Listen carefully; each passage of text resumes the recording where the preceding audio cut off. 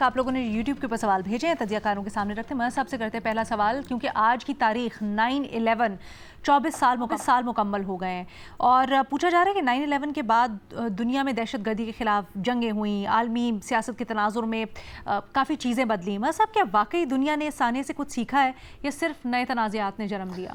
دیکھیے، یہ غالباً 2009 یا 10 کی بات تھی۔ میں اسٹیٹ ڈپارٹمنٹ کی ایک میڈیا بریفنگ میں گیا تھا، اور میں نے وہاں یہ سوال پوچھا تھا کہ 9/11 کے بعد ٹریلینز آف ڈالرز جو ہے وہ خرچ کیے گئے وار اگینسٹ ٹیرر میں، تو کیا ٹیررزم ختم ہوا، کم ہوا یا بڑھا ہے؟ تو ہی الٹیمیٹلی سیٹ کہ نہیں، بڑھا ہے ٹیررزم۔ آج 24 سال بعد اگر ہم یہی سوال کریں کہ کیا 9/11 کے بعد یہ جو دہشت گردی کے خلاف ایک جنگ لڑی گئی، اس عالمی جنگ میں دہشت گردی کم ہوئی ہے، ختم ہوئی ہے یا بڑھی ہے؟ اس کے بعد کتنے گروپز بنے؟ اس کے بعد اس لیے کہ جو ٹارگٹ کیا گیا اور جو ایک نیریٹو بلڈ کیا گیا وہ اسلاموفوبیا کے نتیجے میں بلڈ کیا گیا۔ اس میں صرف ان ٹیررسٹ یا ان کو ٹارگٹ نہیں کیا گیا جو 9/11 میں، انہوں نے پورے اس کو ٹارگٹ کر کے، اور اس کے نتیجے میں ایک رد عمل سامنے آیا، ریئیکشن سامنے آیا۔ اس کے ہی نتیجے میں آپ نے جن ممالک کا ہم ابھی پچھلے سوالوں میں بات کر رہے تھے، ان ممالک کو ٹارگٹ کیا آپ نے، ان کو بالکل صفحہ ہستی سے مٹانے کی کوشش کی آپ نے۔ اسی طرح آج جو غزہ میں ہو رہا ہے، یہ بھی اسی پس منظر میں آپ چلے جائیں، اس میں جب کولڈ وار کے زمانے میں۔ تو یہ جو 9/11 بہت بڑا واقعہ تھا، 9/11 اس میں کوئی دو رائے نہیں ہے۔ بہت 3,000 ہزار لوگ ایک دم یکمشت دھماکوں میں اس میں مارے گئے تھے۔ اس کی جو بھی سٹوری وہ کریں، لیکن اس کے بعد جو امریکن پالیسی رہیں، ان امریکن پالیسیز کی وجہ سے ٹیررزم میں اضافہ ہوا ہے۔ ان امریکن پالیسیز نے آج بھی اس چیز کی ضرورت ہے، 24 سال بعد بھی، کہ دنیا جو ہے وہ صرف یہ پرٹیکولر ٹارگٹ کر کے وہ نہیں کرے، دنیا دیکھے کہ اسٹیٹ ٹیررزم بھی تو ہو رہا ہے، کیا اسرائیل اسٹیٹ ٹیررزم نہیں کر رہا؟ تو ڈیفائن کریں ٹیررزم کو، ڈونٹ کنفائن ٹیررزم کے جی یہ صرف جو ہے انڈیویجولز گروپس ہیں، بالکل ہیں، ان کے خلاف کارروائی ہونی چاہیے، لیکن اسٹیٹ ٹیررزم کی کسی طرح اجازت نہیں دی جا سکتی۔ اوکے، ٹھیک ہے مان صاحب، بہت شکریہ۔ آگے بڑھتے ہیں جی، بھٹی صاحب سے سوال کرتے ہیں۔ بھٹی صاحب، سپریم کورٹ کے 4 ججز کے چیف جسٹس کو خط لکھنے کے معاملے پر اعظم نذیر تارڑ صاحب نے رد عمل دیا ہے۔ وہ سمجھتے ہیں کہ ایسی باتیں ٹی رومز میں ہونی چاہیے، یہ رجحان ادارے کی بھلائی میں نہیں ہے، آپس میں ہی سلجھا لینا چاہیے ججز کو، پبلک نہیں ہونے چاہیے لیٹرز۔ کیا آپ سمجھتے ہیں درست بیان ہے؟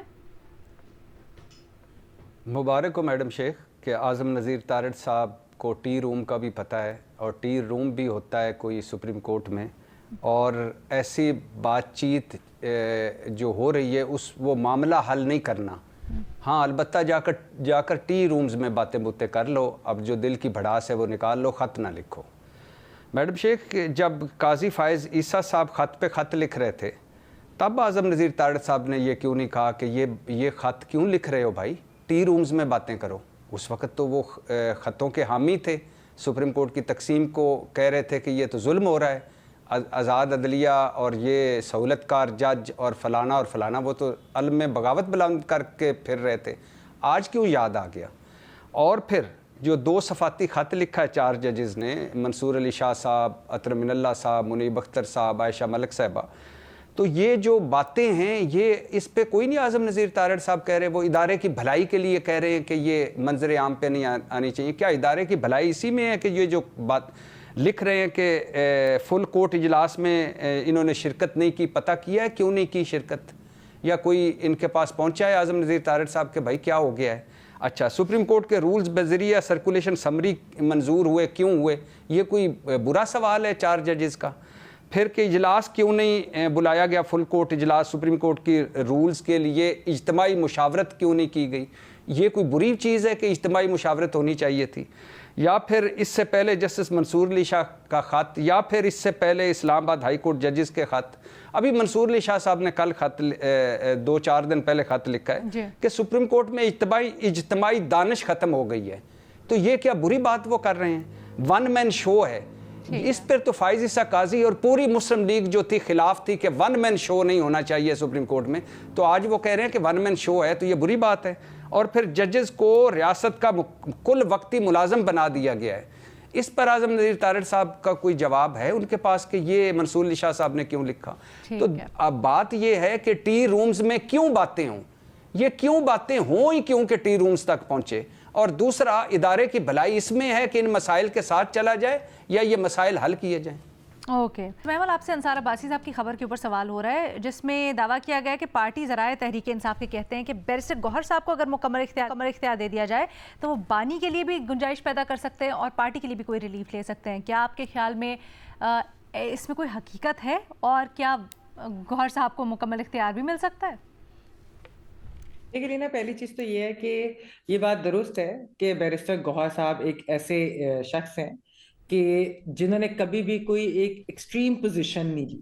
یعنی کہ اگر آپ دیکھیں بڑے ہی وہ پولائٹ انسان ہیں, وہ بات بھی جس طریقے سے کرتے ہیں شائستگی سے, انہوں نے کسی کے اوپر کبھی اس طرح پرسنل اٹیک بھی نہیں کیے, حکومتی لوگوں کے اوپر بھی ہو یا اسٹیبلشمنٹ کے اوپر بھی ہو. اور پھر انہوں نے 9th میں ہو, دوسری چیزیں وہ ان کے اوپر بھی بات کر چکے ہیں اور یہ بھی کہہ چکے ہیں کہ ہمیں آگے بڑھنا چاہیے, ڈائیلاگ سے بھی ان کو کوئی مسئلہ نہیں ہے.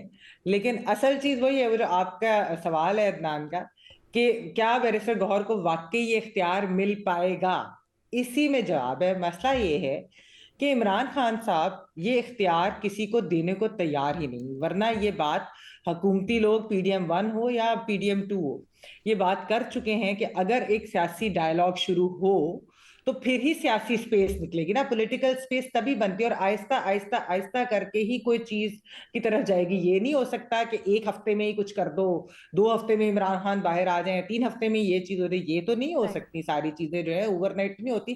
لیکن عمران خان صاحب کسی کو وہ دینے کے لیے تیار نہیں. دوسری چیز یہ کہ وہ چاہتے ہیں کہ صرف اور صرف ڈائیلاگ اسٹیبلشمنٹ کے ساتھ ہو, یا وہ ڈائریکٹلی ان سے بات کریں, یا یہ ہے کہ کوئی اگر ان کے اپنے بھی پارٹی کے لوگ ہیں وہ اسٹیبلشمنٹ ہی سے بات کیا جائے. اسٹیبلشمنٹ ڈائیلاگ کے لیے کوئی تیار نہیں ہے, نہ وہ بات کرنا چاہتے ہیں. تو اس لیے اگر بیرسٹر گوہر کو واقعی وہ یہ مکمل اختیار دے, جو کہ وہ نہیں دیں گے, صحیح ہے, بالکل نظر نہیں آ رہا, کیونکہ آئے دن جس طرح کے ان کے بیانات اختیار نہیں دیں گے, لیکن آپ کو لگتا ہے کہ اگر مل جائے تو پھر گنجائش کوئی نہ کوئی وہ نکال سکتے ہیں. بیرسٹر گوہر صاحب ایک ایسے انسان ہیں جو بہت شکریہ محمل, معذرت تھوڑا ٹائم ہمارے پاس کم ہے, جلدی سے آگے بڑھتے ہیں. تھینک یو سو مچ.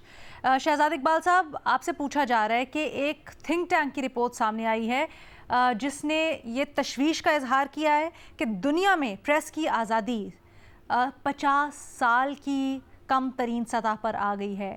اس کی وجوہات اور اس کے محرکات آپ کیا سمجھتے ہیں؟ میرے خیال سے 2-3 وجوہات ہیں. ایک تو یہ کہ ہمارے سوسائٹی میں یا پوری دنیا میں انٹالرنس جو ہے وہ بڑھ رہا ہے, عدم برداشت اس حد تک بڑھ رہا ہے کہ آپ کو کسی اور کا پوائنٹ آف ویو جو ہے وہ برداشت نہیں ہوتا, اور اسپیشلی حکومت میں جب آپ ہوتے ہیں تو آپ کرٹیسزم برداشت نہیں کر سکتے, اس لیے آپ پریس پر جو ہے اس کا غصہ نکالتے ہیں, اس کو کنٹرول کرنے کی کوشش کرتے ہیں.